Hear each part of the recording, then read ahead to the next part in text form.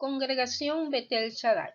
Iniciamos el comentario de la parashá Shelach, enviar, basada en Bamidbar, números 13:1 al 15:41. En la sesión de los profetas tenemos a Josué 2:1 al 24 y en los escritos mesiánicos tenemos a Mateo 10:1 al 14. Veamos de qué habla esta porción de la Torá. Como resumen tenemos que esta porción de la parashá habla acerca del envío de los 12 espías por parte de Moshe a reconocer la tierra de Canaán. También encontramos que los espías regresan al cabo de 40 días y vuelven después de explorar la tierra ofreciendo un informe negativo de lo que habían visto. Yehoshua y Caleb intervienen animando a conquistar la tierra, pero no pudieron evitar la desesperanza y el desánimo de los israelitas. Y esto genera la determinación del Eterno en cuanto a aquella generación de que no entrarían a la tierra prometida, entre otros aspectos. Sin embargo, Moshe clama apelando a la grandeza y misericordia del Eterno. Y también tenemos en esta parashá las ofrendas de harina acompañando los sacrificios de ofrenda, la ofrenda halá, que es la separación de la masa, y se instruye en cuanto al uso de los tzitzit, es decir, en las puntas de la vestimenta, con el objeto de recordar todos los mandamientos de Hashem y cumplirlos. Iniciamos con el comentario donde estaré enfatizando precisamente el por qué el Eterno da estas consecuencias para el pueblo de Israel a raíz del informe negativo que tuvieron acerca de la tierra prometida. Veamos. Ante la actitud de rebelión y desánimo de los israelitas, Josué y Caleb intentan convencerlos y le dicen que no se rebelen contra Hashem ni le tengan miedo al pueblo que vivía en esa tierra. Los veían como pan porque no tenían, ya el Eterno lo había determinado darles esa tierra. Sin embargo, de acuerdo al informe que presentaron Josué y Caleb, que era distinto a los demás espías, ellos decían que ya ellos habían perdido la protección que tenían y que Hashem estaba con el pueblo de Israel, que no les tuvieran miedo. Pero toda la comunidad se rebeló e incluso trató de apedrear a Josué y Caleb. Entonces es en ese momento que la gloria de Hashem se presenta en la tienda del encuentro a la vista de todos los israelitas y Hashem le dice a Moshe: ¿cuánto tiempo me ha de estar provocando este pueblo? ¿Hasta cuándo continuarán sin creer en mí a pesar de todos los milagros que les he hecho? Los mataré con una plaga y los erradicaré y de ti haré una nación más grande y más fuerte que ellos. Tremenda determinación. Sin embargo, Moshe intercede. Moshe interviene para evitar esta determinación del Eterno. Entonces Moshe clama al Eterno y le dice: ahora pues yo te ruego que sea magnificada la fortaleza del Señor como lo hablaste diciendo. Hashem, tardo de ira y grande en misericordia, que suelta la iniquidad y la rebelión, y absolviendo no absolverá al culpado, que visita la maldad de los padres sobre los hijos hasta las terceras y las cuartas generaciones. Y clama por perdón Moshe, diciendo: perdona ahora la iniquidad de este pueblo según la grandeza de tu misericordia y como has perdonado a este pueblo desde Egipto hasta aquí. Pero encontramos que el Señor le dice a Moshe: yo lo he perdonado conforme a tu dicho, mas tan ciertamente como vivo yo, la gloria del Señor llenará toda la tierra, porque todos los que vieron mi gloria y mis señales que he hecho en Egipto y en el desierto, y me han tentado ya 10 veces y no han oído mi voz. Entonces encontramos aquí, en base a varias versiones, y específicamente esto de haber tentado al Señor varias veces, por lo menos en la Torá con Rashi, dice: me han puesto a prueba estas 10 veces. Y encontramos también que en la Torá Emet dice que me provocaron estas 10 veces. Y en el Humash dice: y ya me han desafiado con estas 10 ocasiones. Y es aquí en donde encontramos como el mismo Yeshua le dijo cuando fue tentado en el desierto, dijo: no tentarás al Señor tu Dios. Es decir, que nosotros no debemos desafiar la misericordia del Eterno. No debemos provocarlo confiando en que Él es grande en misericordia y lento para la ira, porque su misericordia tiene límites, y eso precisamente es lo que encontramos, es parte de los comentarios de esta parashá. Ahora bien, ¿por qué el Eterno dice que le han desafiado ya 10 veces? encontramos entre los diferentes comentarios en la Torah Emet, la Torah comentada con Rashi, en el Humash, encontramos una numeración de los hechos que acontecieron en el desierto con el pueblo de Israel y que han sido numerados. Tenemos, por ejemplo, la desconfianza de la capacidad de Hashem para salvarlos, y lo encontramos cuando llegaron frente al Yam Suf, cuando salieron de Egipto, donde ellos creían que iban a ahogarse en el mar y que los iban a alcanzar los egipcios. Después que cruzan el Yam Suf, ellos creen que los egipcios iban a agarrar otra ruta o que habían también salido del mar, y también desconfiaron de que el maná caería día a día, y cuando les dijeron que tenían que agarrar la porción de cada día, ellos guardaron maná por si acaso, el plan B que siempre nosotros buscamos, y ese maná se agusanó. Encontramos la desconfianza, que es de esta parashá, del poder de Hashem ante el informe negativo de los espías. Aunque el Eterno había prometido la tierra, desconfiaron de que el Eterno era suficiente para darle la victoria al pueblo de Israel entrando a esa tierra. Encontramos también entre los diferentes pecados o los delitos cometidos por el pueblo de Israel cuando recogieron el maná en Shabbat, aunque lo tenían prohibido, ya que hay un hecho de desobediencia y de profanar el día de reposo. Encontramos también la queja, la inconformidad y el menosprecio de la provisión dada por el Eterno, cuando ellos exigieron de malas maneras que querían carne, y también exigieron agua, y no fue el hecho de exigirlo, sino la manera como lo exigían, y eso ocurrió cada uno de estos hechos en 2 oportunidades. Y el inolvidable e infortuito evento del becerro de oro, que es un acto de idolatría. Sin embargo, esta es la numeración que aparece en estos comentarios, pero analizando uno puede encontrar, porque de hecho se enumera la parte del agua y la carne en 2 oportunidades, pero también podemos hablar de la murmuración contra el líder, que lo hicieron la misma Miriam y Aarón contra su hermano, cuando murmuran por la mujer que él había tomado. Y también encontramos en el mismo evento cuando el consumo de la carne de una manera inadecuada y recoger la cantidad de provisión que el Eterno había dado, donde después que mueren en esa misma actitud que ellos tomaron cuando recibieron la provisión, dice la escritura que allí fue sepultado el pueblo codicioso. Por lo tanto, aparece aquí también la codicia como un evento de el pecado de Israel. Es decir, que no fue 10 veces, fue en múltiples oportunidades a lo que se refiere esta cita. Y de hecho vamos a ver que el límite de la misericordia del Eterno no es el hecho de 10 veces, 20 veces, 12 veces, sino que dependiendo del tipo de actuación, el Eterno pone límites y sanciona a su pueblo, y no solamente a su pueblo, sino a la humanidad, como lo vamos a ver posteriormente. Sigamos comentando. ¿Cuáles fueron las consecuencias de este evento? Primero, se perdió la bendición. Dice la escritura que el Eterno les dijo: no verán la tierra de la cual juré a sus padres. No, ninguno de los que me ha irritado la verá. En efecto, ninguno de ustedes ingresará a la tierra prometida, a la tierra sobre la cual levanté mi mano jurando que ustedes habitarían, excepto Caleb, hijo de Jefone, y Josué, hijo de Nun, que fueron los únicos que entraron a la tierra prometida. La otra consecuencia fue la muerte, porque el Eterno dice: diles vivo yo, dice Hashem, que según han hablado a mis oídos, así haré yo con ustedes. En este desierto caerán los cuerpos de ustedes, todos los contados según toda la cuenta hecha por ustedes de 20 años arriba, los cuales han murmurado contra mí. Es decir, que toda aquella generación pasó 40 años en el desierto, y después que ellos perecieron fue que entraron a la tierra prometida sus hijos.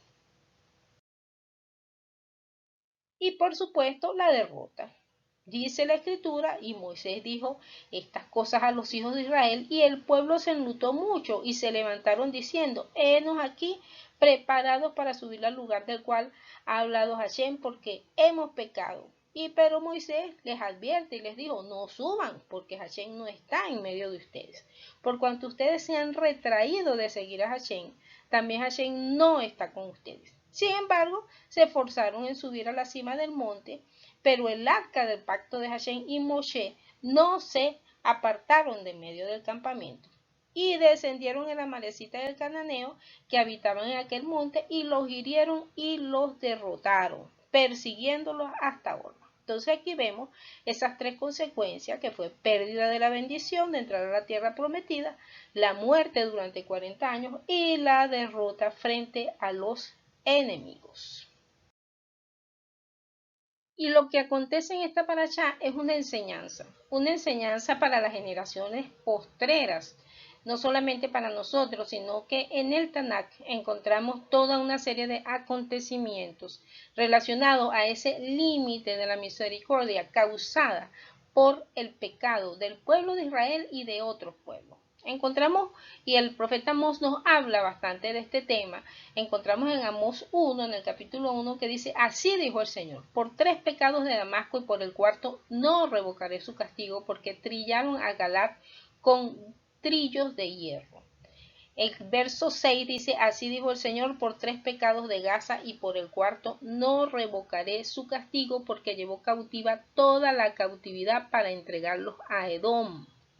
Y el verso 9 dice: así dijo el Señor, por 3 pecados de Tiro y por el cuarto no revocaré su castigo, porque entregaron la cautividad entera a Edom y no se acordaron del concierto de hermanos. Continúa en el capítulo 1:11, dice: así dijo el Señor, por 3 pecados de Edom y por el cuarto no revocaré su castigo, porque persiguió a cuchillo a su hermano y rompió sus misericordias, y con su furor le ha robado siempre y ha guardado perpetuamente el enojo. Y luego en el capítulo 2:4 dice: así dijo el Señor, por 3 pecados de Judá y por el cuarto no revocaré su castigo, porque menospreciaron la ley del Señor y no guardaron sus ordenanzas, y sus mentiras los hicieron errar, en pos de los cuales anduvieron sus padres. Entonces no se trata de enumerar el número de pecados, sino de el tipo de pecado, la manera continua y la manera de tentar o pretender que por la misericordia del Eterno lo que hacemos no va a traer consecuencias. Esto es una enseñanza que nos trae esta parashá, en la cual nosotros debemos tener temor de Dios para actuar, y que cada vez que hacemos algo que sabemos que es contrario a sus mandamientos, debemos buscarle rápidamente en oración y tristeza por haber cometido un agravio, y volvernos a Él, sin recrearnos en que Él es grande en misericordia y lento para la ira, porque su misericordia tiene un límite. Y esta prefiguración que vemos en esta parashá, en cuanto a no solamente a los tiempos bíblicos, sino en cuanto a nuestros tiempos presentes, cuando anuncia en el profeta Ezequiel, cuando dice: y los sacaré de entre los pueblos y los juntaré de las tierras en que están esparcidos, con mano fuerte y brazo extendido y enojo derramado, y los he de traer al desierto de los pueblos. Y allí litigaré con ustedes cara a cara, como litigué con los padres de ustedes en el desierto de las tierras de Egipto. Así litigaré con ustedes, dijo el Señor. Y esto lo hemos comentado en otras parashot, pero específicamente llama la atención parte de este verso que dice en Ezequiel 20, 34 al 38, que dice: y los haré pasar bajo vara y los traeré en vínculo del pacto, y apartaré de entre ustedes los rebeldes y los que se rebelaron contra mí. De la tierra de sus destierros los sacaré, y a la tierra de Israel no vendrán, y sabrán que yo soy el Eterno. Entonces esto de no entrar a la tierra prometida tiene que ver también con el hecho de que nosotros, estando en el desierto de las naciones, estemos en una actitud de rebelión. Y tenemos toda una lista de acciones negativas que cometió el pueblo de Israel, para que nosotros lo tomemos como aprendizaje y no caigamos en esas debilidades. Se cree inclusive entre los muchos comentaristas de la Torá que nos podemos sentir que estamos en Israel cuando tenemos la Torá y vivimos la Torá, aunque estemos en el destierro.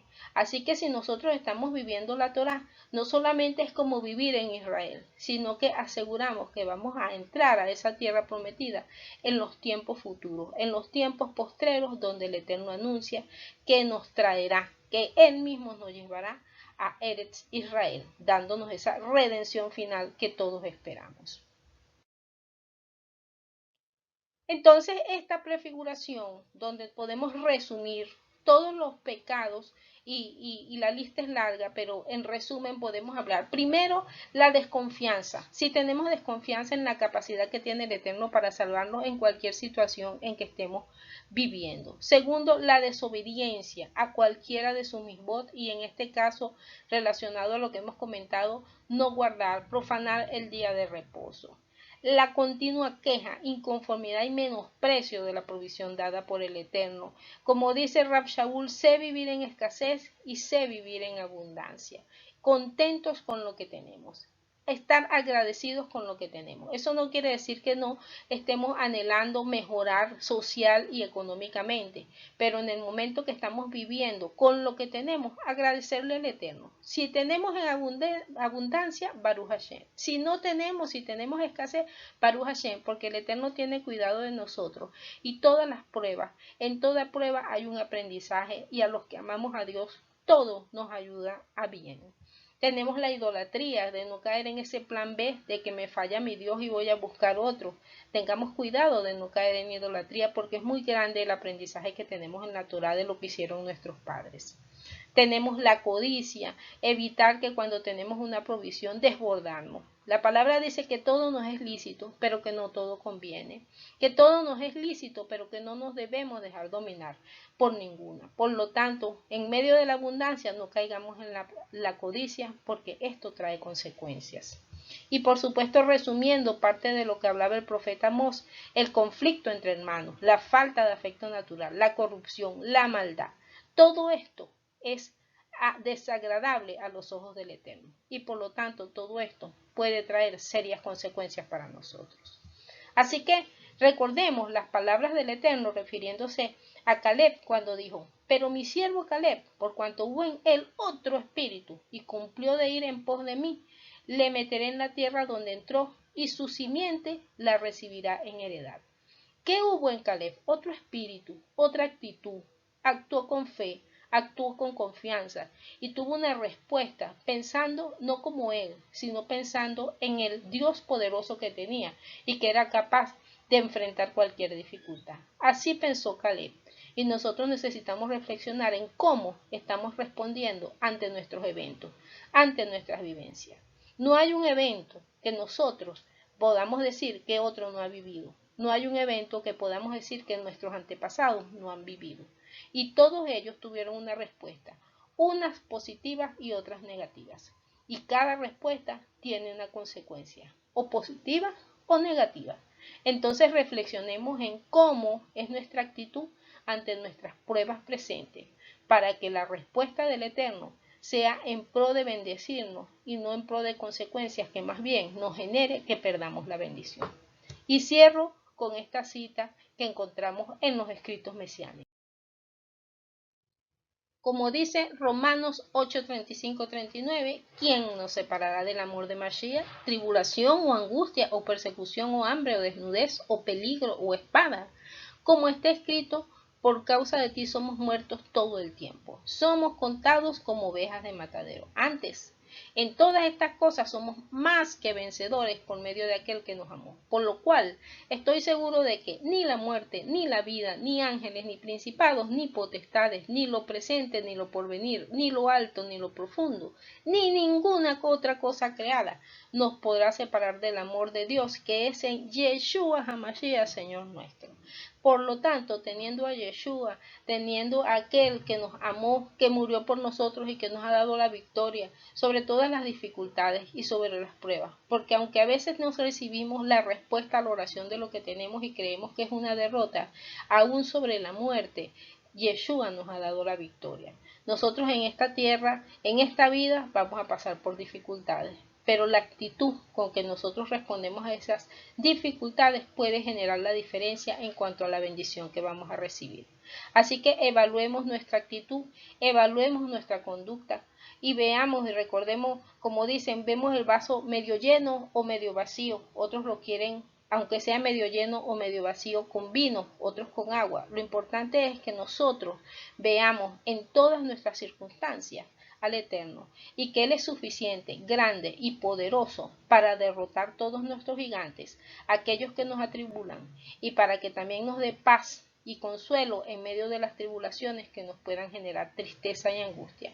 Así que entreguemos nuestras angustias, nuestras tristezas, nuestras pruebas al Eterno y sigamos confiando en Él, porque nada nos debe separar del amor que Él nos ha dado y que nos ha demostrado en Yeshua HaMashiach para perseverar hasta el fin, esperando la tierra prometida y la redención final, en la cual estamos esperando la segunda venida de nuestro Mesías Yeshua. Así que bendiciones a todos y Shabbat Shalom.